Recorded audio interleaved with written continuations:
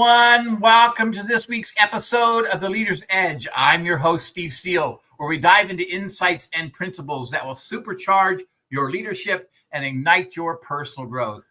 Now, whether you're a budding entrepreneur, a leader navigating change, or a seasoned pro, this show's for you. Each episode is packed with practical strategies designed to elevate your mindset and amplify your leadership impact. So get ready for some actionable tips that can put you into practice immediately. And a huge shout out to all of our amazing listeners. Thank you so much for your unwavering support. So let's get started and unlock your true potential. My guest today is the CEO and founder of Caregiver Mental Wellness Incorporated. It's a charitable nonprofit. She's a keynote speaker, a thought leader on invisible caregiving, social crisis, and urgent overlooked force driving chronic stress and declining mental health, workforce instability, and long-term risks such as disease and addiction. This hidden crisis directly affects our workplaces and impacts our most vulnerable, our aging, disabled, and adults and children with special needs and chronic illnesses. As the family caregiver declines, the care of the most vulnerable deteriorates. Caregivers are 70% of our modern workforce. Her insight comes from lived experience as an 18-year-old caregiver with 8 years of research into how caregiving impacts families, communities, the workforce, and organizational performance. With 25 plus years as a corporate trainer and former VP of HR and operations, she brings a strategic, data-driven lens to the intersection of caregiving, mental wellness, and community impact in the workforce retention. She lives in Concord, has 2 adult kids and 4 grandkids. Welcome, everyone, from the green room, Miss Carolyn Dowdy. Hi, Carolyn. Hey, how are you today? Hey, how are you? Today? I'm good. That's quite an impact that you made on that bio. That was pretty powerful. That was pretty powerful. I really loved it. And I know that last week when we talked about this show, we just had an enormous amount of time that we spent talking to each other and sharing with each other. But as usual, on The Leader's Edge, what I like to do with our guests, I like to bring them in, and I really like for them to tell their story about how they really got into the business that they're in, what drove them to that, and what is the impact that was made in their life to help them get to where they're going today. So tell us your story, Carolyn. Tell us a little bit about who you are and what happened to get you with Caregiver Wellness. Well, it all began back when I was in my 40s and 50s, and I was working, I was helping open a bank in Atlanta, and I had 2 sick parents, and I was trying to manage them like many adult children are doing. And so I went through that whole period of time, and some days I didn't even feel like I could walk, because it's not that you don't love your parents or you don't want to help them. It's just you only have so much time and energy. Mm-hmm. So let's fast forward now until when my early retirement. I walked in one night. My husband had come in to eat. I walked to get some water. I walked back, and he was having a massive stroke. And he just started floundering all over the chair, and his eyes were open. He's hollering. He couldn't speak.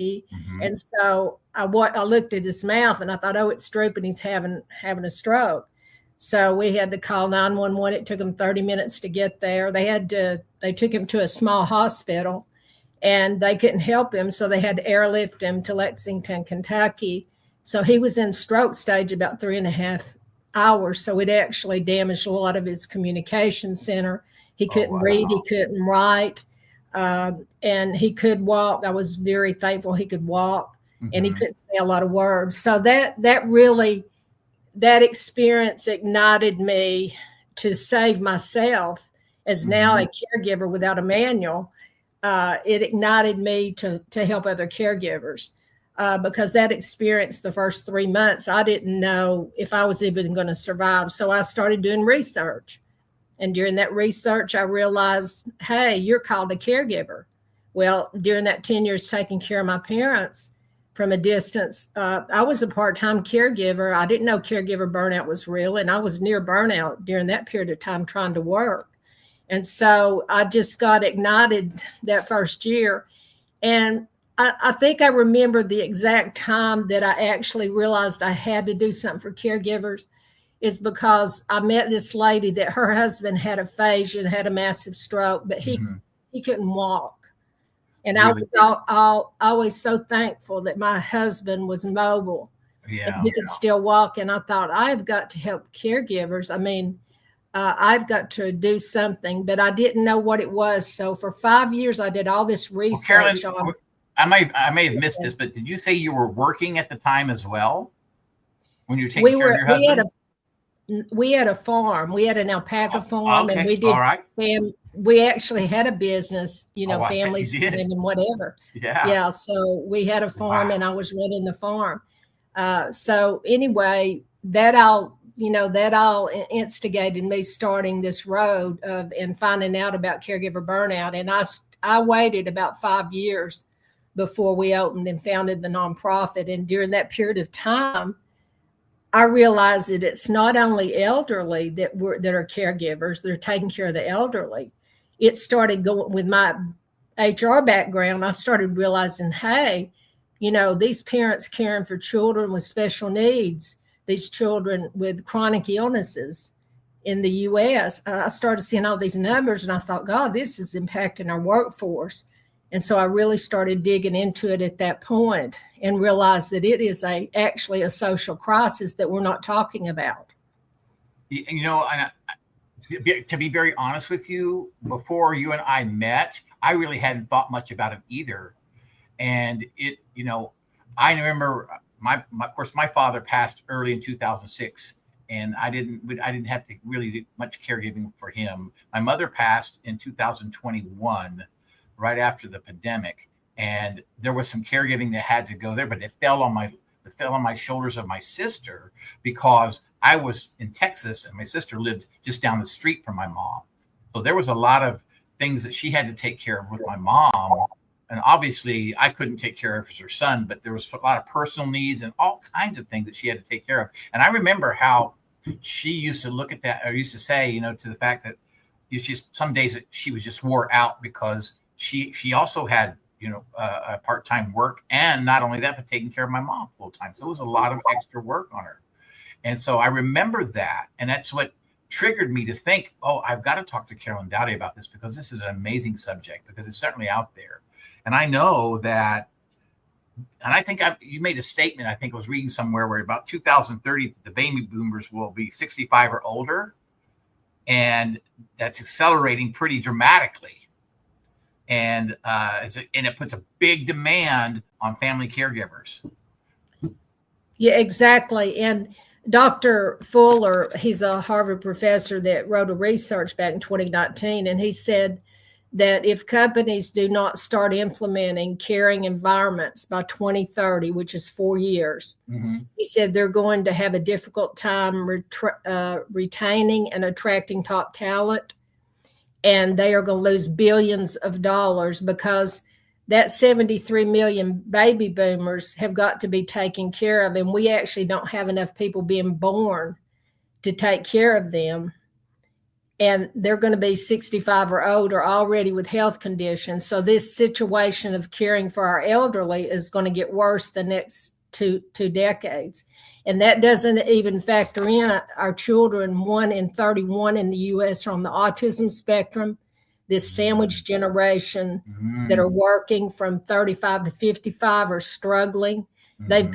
We've also in the U.S., we've got 40 to 60% of our children that have chronic illnesses such as diabetes, cancer, autism, and not autism, but asthma and other things. So we've got to pull in and think about all the statistics. And this used to be like a family thing, like, that's a family problem. It's personal. We leave it at work, home. Now it's impacting the workforce because 70% of the caregivers are either part-time or full-time caregivers. And we call someone caring for their children, parents, we call them caregivers or care partners. And see, people don't label themselves that. So the list of statistics where we had 63 million caregivers in the U.S. Uh-huh.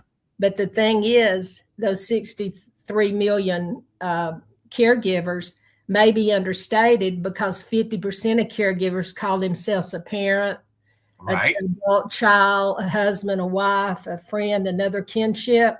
So that number is probably doubled. So that's up to 35 to 40% of the U.S. population if we count the underestimated. So we've got that is a lot of responsibility out there. That is huge. That's huge. Is that what you would call the silver tsunami? I think I read that in some. Well, the 73 million people are calling the silver tsunami. I'm calling bringing in all these children that our sandwich generation are caring for. The sandwich generation are caring for aging parents and kids and everything else in life. And trying to work a job. That's right. Oh, and my so, gosh. Yeah, so that's why we as companies have got to implement caring, humanized environments, not just performance. We got to think about caring. And that's what Dr. Fuller said at Harvard, that we've got to implement caring environments. Because really, if you think about it, if you've got 70% of the caregivers already that are in the workforce, the forward-thinking leaders are going to start looking at these statistics closer, because it's costing them billions in retraining, attaining. And see, another thing they don't always think about is it takes longer to retrain now that we're more technical. And so I think the U.S. statistic for retraining, rebranding, attracting and all that is almost $1 trillion now in the U.S. And I don't know what piece of that is totally related to the caregiver part of their employees. But that's already costing them almost $1 trillion. So when you say, Carolyn, that it's going to affect the workforce or affect the companies within the workforce, and because you've got caregivers out there, they're going to take care of their family, they're going to take care of their parents, they're going to take care of their children, and their job is good. Are you saying the job is going to fall last on the list? And so because it falls last on the list, that the workforce or those companies out there need to provide some kind of healthcare or caregiver, within their company to try to help these caregivers have a better opportunity? Is that what you're saying? To take care of their family and work in it? I'm not saying that their company is last on their priority list. The way I look at it is we have got to think about, if we work, our sandwich generation are having a problem with work-life harmony. And the way I explain it in my training is we have a 9-inch plate that we're eating out of. That's our time and energy. Okay. But the problem is with all of us is we have a 12-inch plate of responsibilities. Wow. Yeah. And that throws our body staying in that condition of having a 12-inch plate of responsibilities, no matter what they are, whether it's our children that are sick or our elderly or working, stress or whatever. That keeps our body in long-term chronic stress, which is 6 months or longer. And the problem with that is it can lead to sickness, diseases, high blood pressure, diabetes, depression, and other things. And it can also lead to addiction to drugs, alcohol, gambling, food. So the very people that we all say we're going to take care of our aging and our kids, our most vulnerable, they are the ones that suffer when we allow our caregivers to get burnt out. Right. It's beautiful. So let me ask you a question. So let's say you walk into a company and you're talking to a leader and you're talking about caregiver burnout, but they say, well, that's just a personal problem at home. We really don't have anything to do that. How would you talk to them directly about, what would you say to that leader? What I would say to them is just have top management or your CFO do a little digging in the statistics. And find out the real hard numbers, because it's affecting your absenteeism. It's affecting your productivity. It's like I saw one stat, 18% productivity for caregivers loss compared to other employees. It affects your turnover.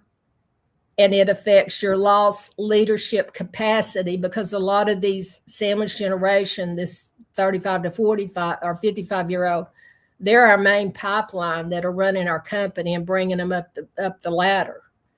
So you've got these people, and Dr. Fuller said people are going to be looking for caring companies. So the companies that get in line, because we're already feeling the symptoms of all this happening, the companies that get in line, they're going to be able, by having a caring and a humanized company and changing the environment from the. I think she froze there. She comes back on real quick. 61%. There we are. Yeah. We got your voice back, Carolyn, but we lost you as far as, Okay. There you are. There you are. You're good now.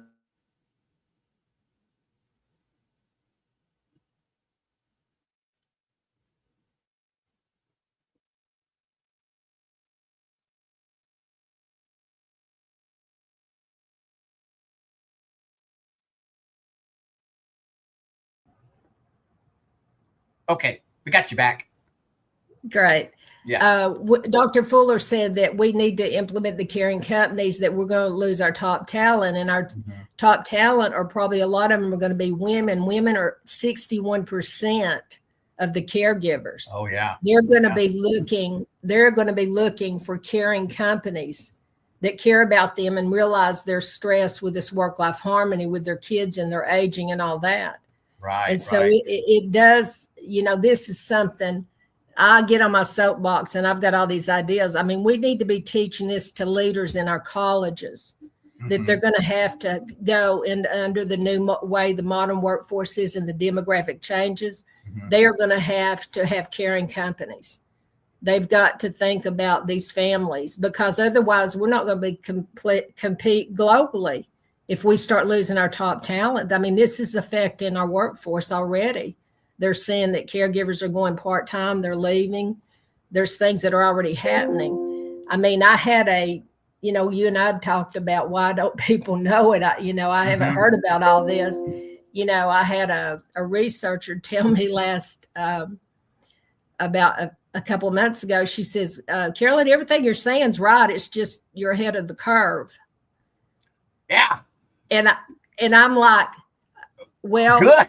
I didn't say it to her, but we may be ahead of the curve on what we're talking about, but companies are feeling the signs and symptoms right now. I mean, it's happening, and we're 4 years out from what Dr. Fuller did on his research. That is freaking amazing to me. I mean, and the thing is that companies are feeling it, but do they actually see it? They may be feeling it right now, but do they actually see it, Carolyn? I mean, that's why we're bringing awareness. That's why we are out there, what we're doing. And me, as with a VP, I understand that I've went through all these a lot of employee issues. I've experienced it. And we have got to get to the top management. Like, I spoke to a group of 50 middle management, and they're like a deer in the headlights. They haven't heard it. And are they going to go to top management? Because unless they go to top management and they implement a new culture of caring about their employees, it's not going to happen. So you've got to get to that top management and show them statistics and show them the stats of where you've got to figure not just the hard costs that you see on your general ledger. You've got to show them productivity loss, absenteeism, healthcare claims, how many claims are going up, how do we have a lot of mental health issues. I mean, they need to look at all the statistics and they can get and put together the real cost. I had something in one of my slides that said that companies that put in wellness programs have a 25% return on investment. Oh my gosh. Wow. Because they focus. Now, that wasn't a caregiver program, because your wellness program is going to look a little different when you implement a wellness and include caregivers, what they need. Right. It's a little bit different there. We're going to talk about that in just a few minutes, because I'm anxious to really see when we really dive into what that looks like. But I guess real quick, Carolyn, we got a couple of minutes here. How does a manager identify someone who's struggling in the workplace, and what are them, as far as someone who's maybe struggling with that and they don't know where to go with it? Okay, the first thing I want to say is they're going to run from you, most of them, if you call them a caregiver, because that's a stigma word. Is that right? Especially men. You say, hey, you caregiver, your wife. Well, that's going to turn them off real fast, and they're going to withdraw and not talk to you probably. Mm-hmm. So that's a whole nother conversation of the psychology of how you approach employees. But the way that I would say right now, if you were a supervisor or manager, go somewhere and you can go on our website and look at our training program and watch the slide on the signs and symptoms of burnout. Absolutely. And I want to, let me say real quick, if you look up at the top left corner of your screen, you'll see Carolyn's QR code there, or you can go straight to that website. Just take your camera on your phone, click to it, it'll take you straight there, and you can you can see those slides and read all about it. As I've been to the website, it's really a great informational website. It's got a lot of things. So yeah. Yeah. So, like they're physically, mentally, and emotionally exhausted. Maybe you notice that they're irritable and arguing a lot in the teams, because when you get into burnout, you don't have very much patience. And so people may be feeding back that they're not doing their job, or they don't act like they care. And so if you go to our website and you watch the Caregiver Lifeline and then go to that slide about the signs and symptoms of burnout, that's the things I'd start looking for. There's 2 pages of signs and symptoms.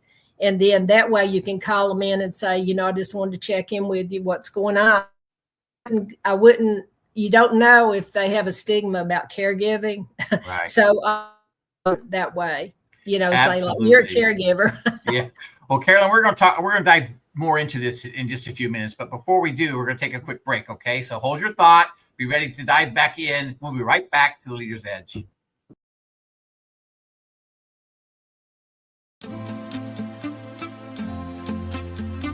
Are you ready to elevate your organization with a team of transformational leaders? Do you want to attract and nurture top talent while enhancing communication and productivity across generations? Hi, I'm Steve Steele, co-host of The Leader's Edge, and your coach with the Maxwell Leadership Team. My program equips leaders with essential skills and resources to lead, coach, and communicate effectively, ensuring everyone thrives. With tailored insights and proven strategies, I'm here to help your entire organization succeed. So reach out today at growthinleadership@gmail.com or visit johncmaxwellgroup.com/Steve Steele.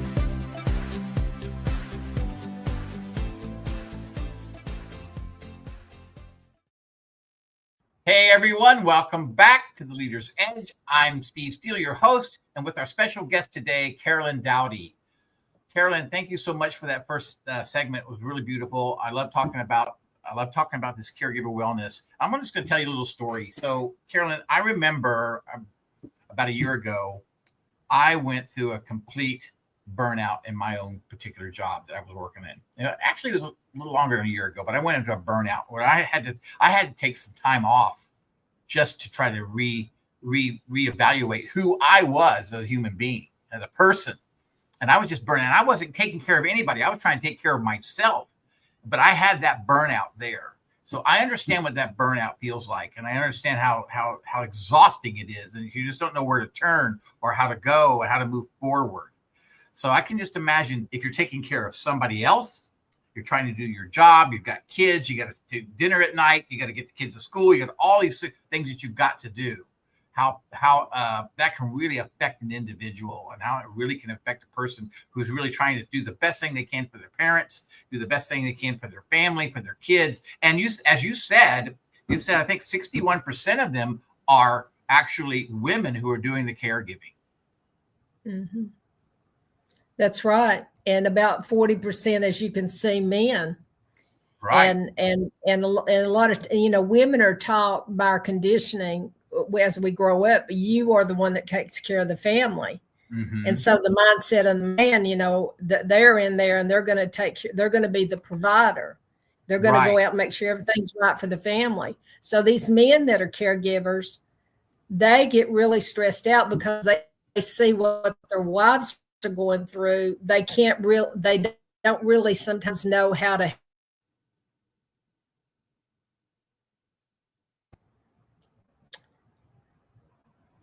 the men a lot of times feel at a loss because they don't know how to help the family. And men really gravitate to what we teach, because they can go out to our website, they can look at the strategies, information, and the we lost her right mid thought. So we'll get her back here in just a second. So we'll wait just a minute here to see what happens. And it might probably be an internet connection, or there she's back. Okay, good. You can finish that thought, Carolyn. Hey. That was great. One of the things, like I said, is men are one of the fastest demographics that are becoming caregivers, and it's 40% now. But men take care of our families. They go out and they do what they do. They go out and kill the animals and bring food to the family. Back in the cave days. That they still have that mentality. They feel at a loss when they can't help their wife. They don't know how to help them. And then some mentalities are in cultures are the women are responsible. So there's all kinds of dynamics going on in these families. So we've just, the one thing that I talk to people about is that we have to get a society that is proactive in teaching well-being and self-care. Because what we've done is we've got a structure of reactive. Okay, we will do something when you have mental health issues. Here's your EAP program from work. Call this number with crisis, and you call this for a therapist. And I looked at the stats, and only between different stats, but between 6 to 12% of people even use that EAP program, employee assistance program, because they think some people think that things are fed back to the company about them, and it will hurt the trajectory of their job or jeopardize their job. And that is not the way it is, because they're under HIPAA. Those HR departments just get groups of stats about who's using it. They don't get individuals. And that's a training issue within your company, is to make employees aware that they have these programs. But what we do at our organization, our nonprofit, is we teach self-care to help prevent. We give strategies, techniques, the way you think. There's things you can do that don't take a lot of time. Like you can do mindfulness, and we teach that. We teach how to get out of those worry cycles, because most of our stress that we have comes from between our two ears, and we start getting control of our thoughts, and that's what we teach you to do. It minimizes the energy you waste on worry and trying to handle things in the past. Absolutely. And things that are predicted for the future, and you don't know what that is.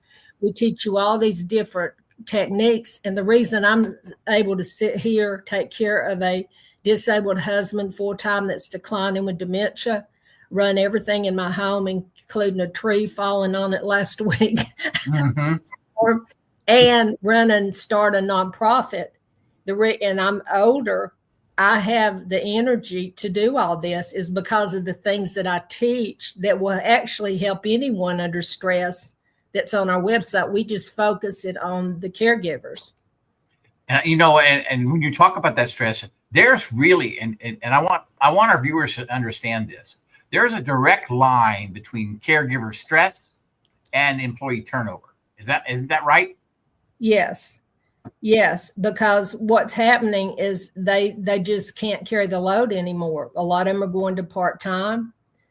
These caregivers, they won't disclose to their employer a lot of times that they are struggling, because they don't want to lose the trajectory of their job. They don't want to lose their job. About 60-something% of caregivers are under financial stress. They don't want to be judged by their coworkers. They have maybe cultural, or it may be for whatever reason, the word mental health is a stigma, and they distance from that.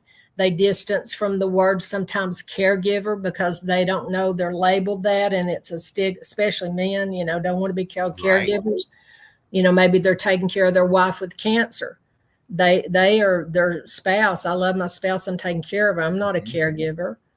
So there's a lot of stigma and there's a lot of psychological reasons and dynamics that we're not reaching the caregivers.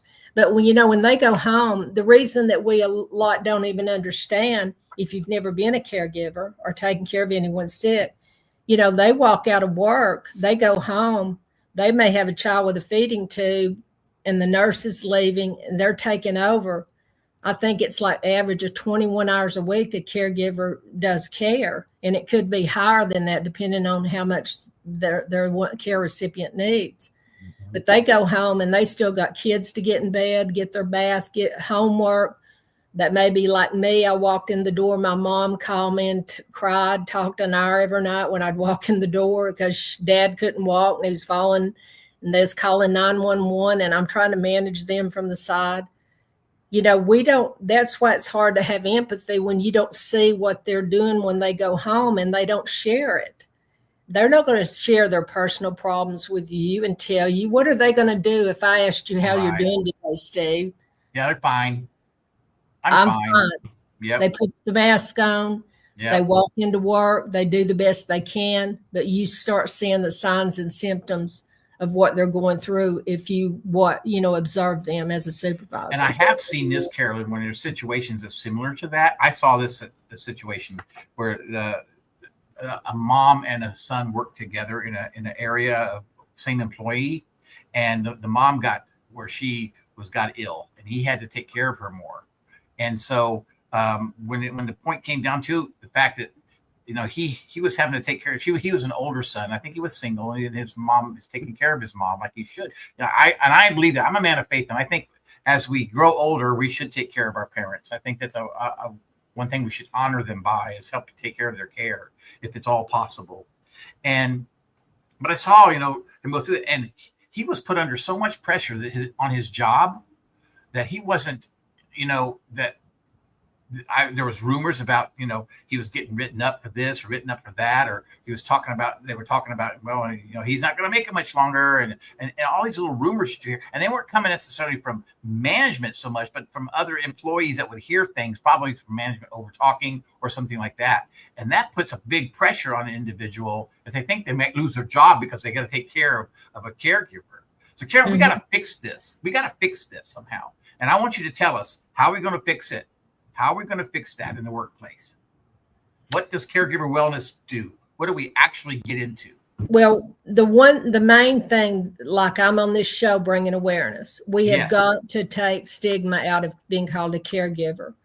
And the other big thing, these are high level things that I have on my list. We have got to have a central recognized definition of caregiver. Under that, aging, kids, special needs, all of them, because they're in our workforce, and we need to have a central definition of that, and we bring it to the society's awareness of what it is. Even the researchers are having a hard time putting research together, because like some cancer organizations call the caregiver the co-survivor.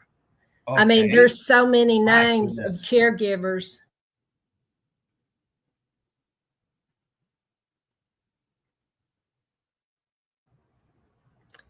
And so that's the number one thing that I have on my mind. We have got to bring awareness, and we're an awareness program. The other thing is I wrote, because I told you I was in HR and I've done all this, now it's been 8 years of research. I wrote a manual, detailed manual to tell companies how to implement a caring environment. It's called Caregiver Advocate Business Program. Mm-hmm. And I'll tell you a few things that's in it. The main thing is you've got to change the culture. You've got to have it driven from the top down leadership, because to put the money into making the changes, you're going to have to get to top management and show them the hard stats we talked about earlier.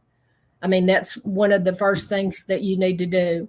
And when we put in companies, we're going to have to change our training.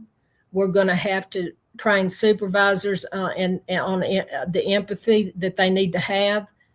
They need to have it in orientation for maybe a 3-minute video on watching people be caregivers at home and who they are, their parents, taking care of special needs, chronically ill, their learning disabilities maybe. Then there's our adult children over there trying to manage parents in their home. They may have both parents living with them, or they maybe manage them from a distance. So we are going to have to build empathy within the company. Mm-hmm. We need to put in wellness programs that include wellness, but also things that caregivers need. And some of the things in the reports that I read was they want flex time, because some caregivers may need to come in late and leave late, or come in early and leave early. That's what I was going to ask you. What does that flex time look like? That's what it looks like. It's like beef, instead of being so hard-nosed and say it's got to be this way, say, this is when you ask people, what do you need to lighten your load? What can we do? Right. They may say, I need to come in late. I had a lady in the 80s. I didn't know what autism was. I'd never heard the word. I was over HR. And I had a supervisor come in and say, we've got to tell her, and everybody's complaining, she's always late. But she also told me she's in domestic violence situation and she has a disabled child. That's a whole nother thing too. That's right. And I didn't even know and so I called the employee in, and I was compassionate to her because I knew her background story, but she never told me. She never once told me she's in domestic violence and had a disabled child. And what I did is I just talked to her and said, do the best you can. Because at that point in time, I never thought about giving her flex time or all that kind of stuff, But I never did anything. She was one of our best employees. And so you have to look at it, humanize it by look at their situation, say, what do you need? And companies may say, we're not going to do that. We're performance-based. That's why you got to get to the top and change the culture of how they're looking at it. And the other thing is, if you put in programs and like your EAP, you put it in and you'd say, there it is. We gave it to our employees. We did what we're supposed to do. If the employees don't see their top management supervisors using those programs and make it okay to talk about that we have families at home and we're in a caring environment, they're not still going to disclose because they don't trust companies. Exactly. Companies are not empathetic. Exactly. They're afraid they're going to be they're going to be, they're going to do something to take their time away, or they're going to cut their hours, or they're going to, they're going to get written up if they don't do a job correctly. And that is so true. I've seen that in all the areas that I work with top companies. I saw that very same thing because people are afraid. And even if you get an employee to look into a program, to look into maybe a coaching program that a company may have to just get some relief on being able to talk, they don't. At that point, they still don't really want to release the information. They really don't want to. They keep it so private, and so they don't really. Sometimes you don't really know what's going on at home. Yeah, and what we're saying a lot, what we're saying a lot of time to our employees in our marketing material is not the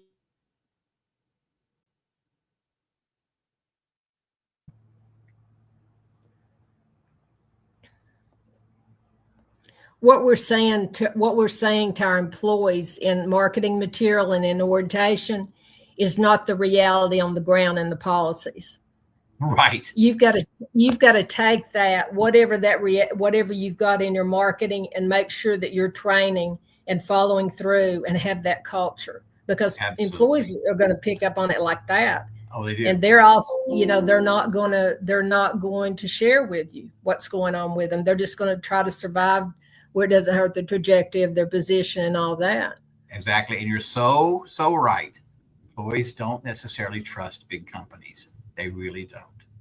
Wow. So we're going to talk about this more, Carolyn. We're going to go into, when we come back from our commercial break, we're going to talk about it a little bit more, because then I want to dive into it and I want to see what you actually can bring to the table for a company. We'll talk a little bit briefly about that, and then tell us how people can get a hold of you. So we'll be right back to Leader's Edge.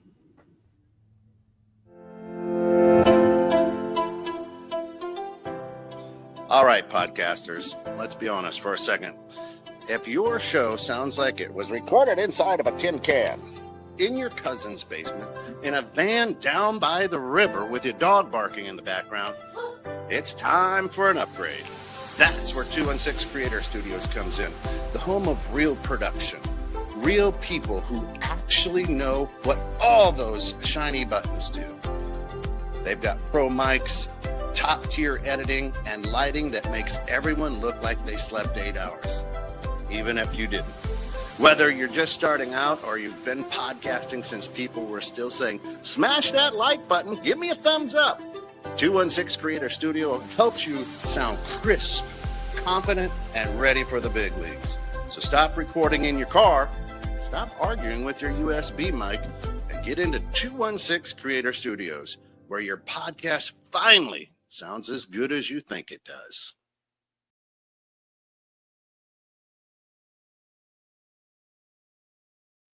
Hey everyone, welcome back to the Leader's Edge. I am Steve Steele, your host, and our special guest today, Carolyn Dowdy. Thank you, Carolyn, for that last segment. A lot of great information there. But Carolyn, I want to talk about what actually, when you go into a company, when you go into a business, how do you help these companies? What do you offer? What is it that they can take from you? Because some CEOs may say, I have no idea this is going on, you know? And so if you were going to walk into a company, what would you tell a CEO to do tomorrow morning? I mean, how would you handle that? What does that look like? And what does your company offer? And why I'm saying this, check at the QR code at the top right-hand corner of your screen, or excuse me, top left-hand corner of your screen. And when you can click on that, you can get to Carolyn's website, and she answers so many questions. It has videos and all kinds of very enlightening information. So you can check it out there. But Carolyn, what do you tell a CEO? Well, the first thing I want to tell him is say, if you want to be able to compete on the global market or just in your local market, you need to have your CFO check the stats out of this caregiver crisis and then come back and talk to me. Mm-hmm. I mean, because the thing is they're not, if they don't see the stats, you know how it is, top management's a lot about the bottom line. Mm-hmm. And so it's got to come through to them. And, you know, that's what I would tell them. That's one of the first things. I mean, I do training or I do presentations on giving them actually the stats, 425% return on the wellness programs. But you've not only got to have your EAP and wellness programs, you have got to factor in what the needs are of these caregivers that are taking care of our kids and aging. If you want to compete, because 70% are in your workforce. And I talked to a guy the other day that was actually a recruiter, and he was talking to a CEO, and the CEO said, well, if that caregiver, he said, she told up front, I'm a caregiver, I've got to have this flexibility. And so the recruiter was telling me, he says, the CEO was saying, well, I want somebody at bottom line, I want the job done, you know. Mm-hmm. Mm-hmm. He says, what am I going to tell this CEOs? Well, I mean, you're going to have to give them the stats and let them know 70% of the workforce. Mm-hmm. So this is not something that's going to go away. It's going to get worse because the next 2 decades, we have.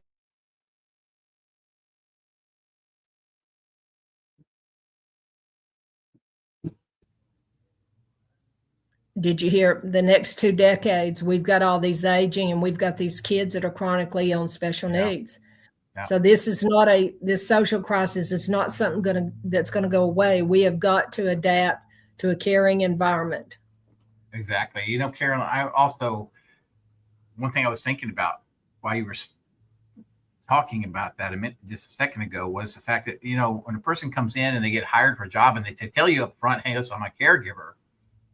I don't know how many people will hire a person as a caregiver, because sometimes they don't look necessarily at the experience this person may have, but they look at, well, I got to get a job done. This is the hours it's got to get done.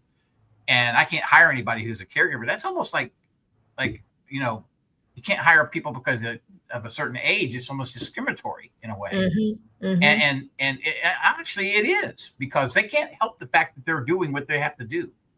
You know? Yeah, they might come. You know, I could see someone maybe coming in that said, I want a part-time position because I'm a caregiver. But I don't really see someone coming in at this point in time because of the awareness issue and of the stigma, and people are afraid it'll hurt them getting the job. I don't see them even disclosing. Yeah, exactly. And I guess it would be an odd thing that a caregiver would disclose that they're a caregiver because they want the job, but then they have to figure out, and then the company hires them, and then the company, they didn't know that up front. The caregiver didn't disclose it, but yet they still are qualified to do the job, and they're perhaps a very good worker. So, you're caught in this gap here. So I think you're so right that the information needs to be put out there to the companies. They need to know that going into it. They got to be aware of this whole thing, that this is a big problem out there. And it's not getting any better. It's getting worse. It's because we're already feeling the signs and symptoms of it. Right. In the workforce. And, a lot of it, is, they're talking about all of our mental health issues and our employees are burnout. I think it was an AFLAC report that said like 60-something% of our employees are moderately to higher burnout. And 60%? 60-something%. And I don't know how many of that number was caregivers that involve caregivers, but if 70% of caregivers are in the workforce, then it impacts that number. Oh, wow. And our kids that are 25 or under are like in the 70% stressed out. And that's for a lot of different reasons too. But we didn't talk about it. But there are young people that are in the home that are called youth caregivers that are helping families take care of like disabled vets or their or their brother or sister that has a birth defect or whatever. We didn't even talk about the youth caregiver impact. And see, that's one more thing that caregiver has to worry about if they've got special needs children or disabled husband and they have other children. They're having to worry about the self-care and the mental health of those other children that are having to do adult things to help them. So that's one more stress on that caregiver that's in that situation. This is a very complex problem that has got to be dealt with in a holistic way. Wow. Well, Carolyn, I just want to break it down real simple for us. What is actually this Caregiver Wellness, your company? What do you actually go into a company? What do you provide? Tell us what actually you do when you go into a company, and then what type of companies do you like to go into? Well, we will go to any company that has their doors open, and I'm sure it's probably not a lot of the small companies, but they need to know this too. They need to know it. But middle to larger companies, first thing I do. What we do is we do consulting. I do consulting. I've studied this 8 years, and I am a volunteer worker, and all the funds they pay go directly to promote our nonprofit's mission. And then the nonprofit will sell them or license. We're probably going to license these caregiver advocate business programs to companies. And it is so detailed, even with templates like job descriptions and everything, and a training outline, how they can implement training. That program can be implemented by their top management. It doesn't even have to be me there as a consultant.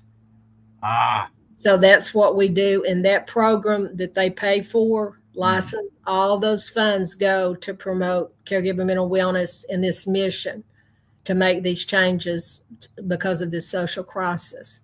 So those are the two things we do. We also do speaking engagements in front of big groups. We do training. We do workshops. So we will come in and actually do employee training, either virtual or in person, because you need to put in employee programs, and you need to, from the top, that you need to change your orientation. You need to get more programs into teacher supervisors. And you need to have training programs to build empathetic employees, because where they don't complain about what these people caring for others need, the flexibility. So we even have to build that culture of having empathy. Absolutely. And Carolyn, you're not just local. You're all around the country. We would do, we can always do virtual. I mean, it can be worked out, whatever the needs are. Well, that's amazing. That's amazing. Carolyn, this is a very, very powerful subject that we just don't have a hold on it yet. We don't totally understand it. And it's amazing to me that that God would give you this enlightenment and that you would be, are you one of the few out there doing that right now? Or is there a lot of companies still out there doing that, or what's happening on your end of the spectrum? I don't know that anyone, I have not seen where anyone, or I haven't come across that anyone has taken the thousands of hours I took to build this 67-page manual to put in caring environments. And the only reason I could do that is because I had an HR background and I've been a caregiver 18 years. I've lived in the system. Yeah. And I know, and so I don't know that there is another company that has written a manual. I know that there are some EAP programs that have caregiver modules to them. Yes. But the ones that I've looked at, they don't use all the approaches that I need because I've lived 18 years as a caregiver. Mm-hmm. You see what I'm saying? So I don't know that they were written by people that have lived it. Yeah. So I know what the companies need to do. I know where they're going. You know, one of the things is when we have an EAP program, we hand it out, go, like I talked before, we go to crisis or we go to support. Well, it's going to have to be a lot more in depth than that. Absolutely. And so, and which is even more gives you more credibility because you've actually lived it. You were in the HR for so many years. You spent thousands of hours working on this program and this manual that you put together. And so you've got the credibility there, Carolyn. And I want to make sure that everybody understands that because because that's so important, because if nobody else is out there doing it, and we're not teaching our companies, we're not teaching our workforce what is really happening. And like you said, we're feeling the symptoms of it now. I mean, I can't imagine where it's going to be in 10 years. I can't imagine how it's going to be affecting companies. We better get on board with something now. We better understand. And I know a lot of big companies that maybe they do coaching programs, where you can go and coach and get coaching and stuff like that. But I don't know of a lot of companies that actually go in there and will, I guess the coaching piece can help a lot with people. I've done coaching before in that kind of environment, so I understand it. But still, it doesn't give it the full spectrum of what I think is really needed. So I don't know if that makes any sense, but that's how I feel about it. Right, and I think that more people will come on board because I've noticed I've been talking about this for 3 years. You know what I'm saying, and it was falling on deaf ears. Yeah. Because like you said, you haven't heard anything. Mm-mm. A lot of people have not heard anything. Right. And so there are organizations now that are bringing teams together to address the crisis for the caregivers in the workforce. And I saw this on LinkedIn the other day, and they're bringing in these different people to talk about the problem. We've already written it because I've done 8 years of study, and I've looked in all kinds of research with all these companies. It's not just companies like AARP and all those. I mean, I've looked at all the corporate numbers, and I've pulled this together, and it just came to me. This is a crisis. It is a crisis. And I want to remind everybody that's watching the show today, up in your left-hand top corner is a QR code where you can get a hold of Carolyn and her website. And I will tell you, go on there and look it over. Dive into it. See what she's got. Look at some of the modules and things that she's got on there. You will actually get to see exactly what she's doing and how she's doing it. And I would recommend that highly because that is so powerful. And it's going to become a crisis. We're going to get in over our heads if we don't do something about it now. And that's what's concerning. That really is what's concerning. Carolyn, thank you so much for today. Thank you for bringing that awareness to us, because I know it's not out there like it should be. It's just simply not. Mm-hmm. And I appreciate it so much because you just have been a tremendous guest. You're very knowledgeable. You ran a lot of statistics by us, a lot of numbers by us. And so if you're into that kind of thing, you're going to get a lot out of the website because I know it's all there too. So Carolyn, thank you so much for being here today. I greatly appreciate it and love what you're doing. So join me next week on The Leader's Edge as we welcome James Hammer. Now, James is an AI integration strategist and creator of the Organic Delegation Framework trademark. For an insightful deep dive on how to harness AI without fear, unlocking its true potential to elevate your leadership and transform your business. And just as a reminder, you can find The Leader's Edge on Apple Music, Spotify, YouTube, or wherever you listen to your favorite podcasts. And if you find value in these conversations, please subscribe or hit the follow button to stay connected. And I want to say thank you to all of our listeners and friends, because without you, The Leader's Edge would not be possible. I'm so grateful to have you here and so excited to connect with you next time. So have a great week, everyone. Bye-bye.